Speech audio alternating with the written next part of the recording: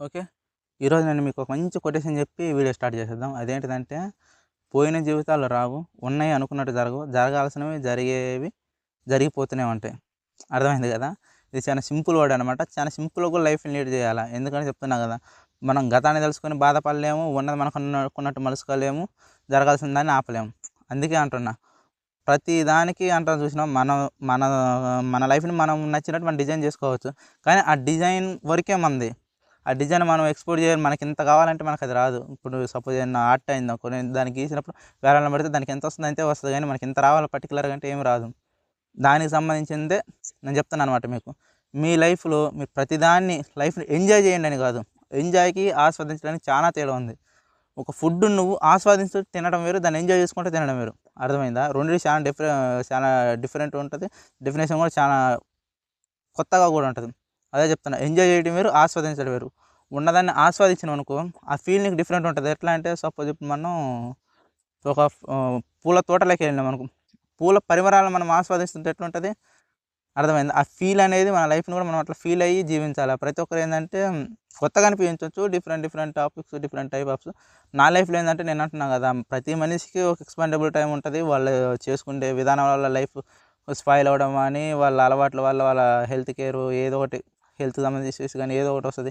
దానికి తగ్గట్టు అంటుంటారు కదా! లైఫ్‌ని ఆస్వాదించడం అంటే కొంతమంది కింద కామెంట్ కూడా చేయొచ్చు. ఎందుకంటే క్యాన్సర్ పేషెంట్లు ఉన్నారు. వాళ్ళు సంకనాగిపోతున్నారు. వాళ్ళు చచ్చిపోతుర్రు. మళ్ళా సపోజ్ ఈళ్ళు హార్ట్ ప్రాబ్లమ్స్ ఉన్నోళ్ళు ఈళ్ళకి నేను అంటుంది ఏందంటే, ఉన్న లైఫ్‌ని మాత్రం ఆస్వాదించు. నువ్వేందంటే నువ్వు బతకాలని రాసిపెట్టుంటే బతుకుతావని కాదు. నువ్వు బ్రతకడానికి నీ శాయశక్తులా 100% నువ్వు ప్రయత్నించాలి. అదే చెప్తారు కదా!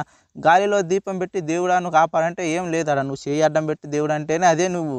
నువ్వు కాపాడిందే నిన్ను దేవుడు నీ ద్వారాగా చేపించిండని ఒక పాతది ఒక సామెత ఉంటది మనకి. అదే చెప్తున్నా.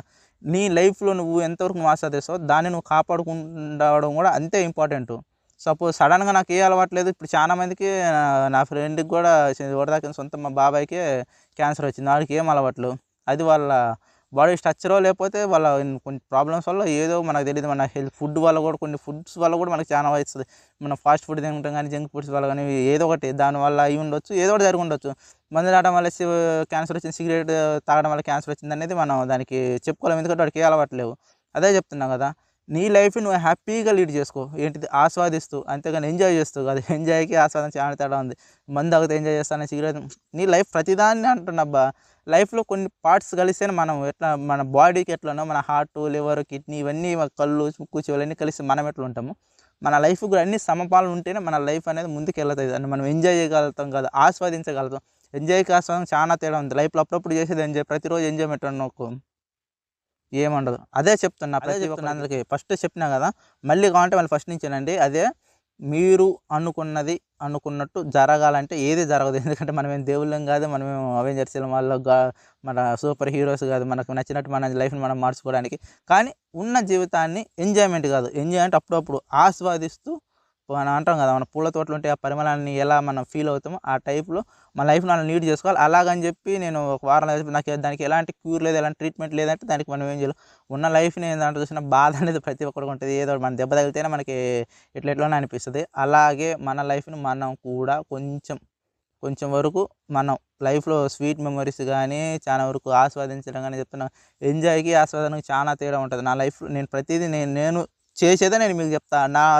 చాలా మందికి తెలిసి ఉంటది. ఎందుకంటే నా ఐడియాలజీ నేను మీ ముందుకొచ్చి చెప్పేది. అంతేగాని నువ్వు చేస్తావా, చేస్తావా అంటే అది నా డిఫరెంట్ టైప్ ఆఫ్ ఐడియాలజీ ఇంకొకరికి ఇంకొకలాగా ఉండొచ్చు. ఎందుకంటే ఇన్ని కోట్ల మందిలో నాలాగా కనీసం 10,00,000 మంది అయినా ఆలోచించొచ్చు. అలాగే నీలాగా కొంతమంది ఆలోచించు.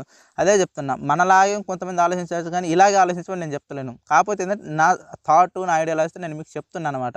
ఎంజాయ్‌కి, ఆస్వాదనకి చానా తేడా ఉంటది. లైఫ్‌ని సంకనాకించుకోవద్దు, నాశనం చేసుకోవద్దు. నాకు మందు అలవాటు లేదు, సిగరెట్ అలవాటు లేదు గానీ ఫాస్ట్ ఫుడ్ ఇదే సంకనాకిచ్చేది. చాలా వరకు ఫాస్ట్ ఫుడ్‌లు గానీ, జంక్ ఫుడ్స్ గానీ, బయట ఫుడ్ తినడం గానీ, వీలైనంత వరకు ఇంట్లో చేసుకోవడానికి ట్రై చేయండి. ఇంట్లో వాళ్ళకి చెప్పడం కుదుర్చుకొని ఎందుకంటే, ఇప్పుడు మనకున్న జనరేషన్‌లో చాలా ప్రాబ్లమ్ అంటే అబ్బాయి, అమ్మాయి ఈ అబ్బాయి ఎక్కువ, అమ్మాయి ఎక్కువ అంటారు. మళ్ళీ సేమ్ టు సేమ్ అంటారు. అది కరెక్ట్ 100%. అది ఇద్దరు సరి సమానమే. అబ్బాయి ఫుడ్డు నేర్చుకోవాలా, అమ్మాయి చేయాలా, ప్రతి పని చేయాలి. ఎందుకంటే నేను చెప్తున్నా నీకొచ్చా అంటే డెఫినెట్‌గా నాకొచ్చు. నాకు ఫుడ్డు నేను ఎవ్రి ఫుడ్ నాకు కావాలి ఏది కావాలంటే నేను వండుకోగలుగుతా, తినగలుగుతా. ఏది చేయాలనుకుంటే నేను అది చేయగలుగుతా. ఎందుకంటే నాకు అలాంటి భేదాలు ఏముండవు. అమ్మాయే వంట వండాలి, అబ్బాయే తినాలా అట్లా ఏముండదు. నాకు అబ్బాయే పని చేయాలని ఏం లేదు. నాకు సంబంధించిన వరకు మా ఇంట్లో వరకైతే డెఫినెట్‌గా ఇలాంటి టాపిక్స్ ఏముండవు. చెప్తున్నా కదా, నాకు తెలుసు నేను బిర్యానీ వండుకోవాలంటే బిర్యానీ వండుకోగలుగుతా, చికెన్ ఫ్రై చేసుకోవాలంటే చికెన్ ఫ్రై చేసుకోగలుగుతా, మటన్ కుర్మా చేయాలంటే మటన్ కుర్మా చేసుకోగలుగుతా. ఏదన్నా కానీ నాకు నచ్చినట్టు నేను చేసుకొని తినగలుగుతాను. నా ఒక్కడి వరకు డిపెండ్ అవుతుంది. ప్రతి ఒక్కళ్ళు అంటున్నా, ఒకళ్ళ మీద ఆధారపడడం అనేది అది మ్యాటర్ కాదు. ఎందుకంటే మన ఫ్యామిలీ మన మ్యాటర్ మనది. అదే అంటున్నాం కదా, అమ్మ ఇదే చేయాలి, అబ్బాయి ఇదే చేయాలి కదా, అందరూ సమానం. ఎందుకంటే ఒకళ్ళు ఎక్కువ ఒకళ్ళు తక్కువ అనేది ఇక్కడ టాపిక్ కాదు. అందరూ సమానమే, అందరూ సరి సమానమే. ఎందుకంటున్నా కదంటే ఎవడి విలువలను బట్టి వాళ్ళు ఆ సిచ్యువేషన్కి అప్పుడు వాళ్ళు హై ఉండొచ్చు, మనం ఈ సిచ్యువేషన్ లో ఉండవచ్చు, మళ్ళీ నెక్స్ట్ మన హై ఉండొచ్చు, వాళ్ళు లో ఉండొచ్చు. అదే అంటున్నా, ప్రతి ఒక్కరికి సమానం. ప్రతి వీడియోలో చెప్తా, చీమ విలువ చీమదే, ఏనుగు విలువ ఏనుగుదే. ఎవరిని కంపేర్ చేయకూడదు. దాని లైఫ్ దానిదే, దీని లైఫ్ దీనిదే. చెప్పినా కదా. మీకు ఈ వీడియో కానీ నచ్చితే ఫాలో చేయండి, షేర్ చేయండి. ఓకే, అంతవరకు బాయ్.